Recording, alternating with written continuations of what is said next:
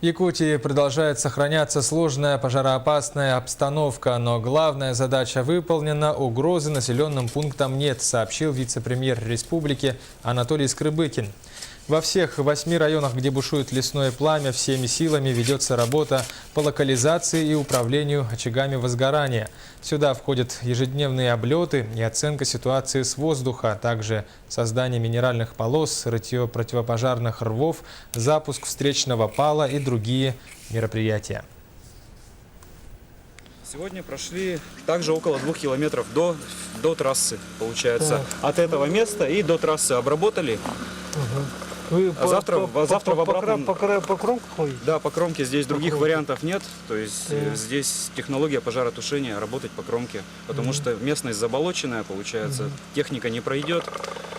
Ну и пожар как раз по болотам останавливается, получается. Вот. Остается только вот эти сухие места, где беломошник обработать. Здесь толщина моха не толстая, получается. Ну и, соответственно, работа быстрее идет. Довольно быстро двигаемся по кромке.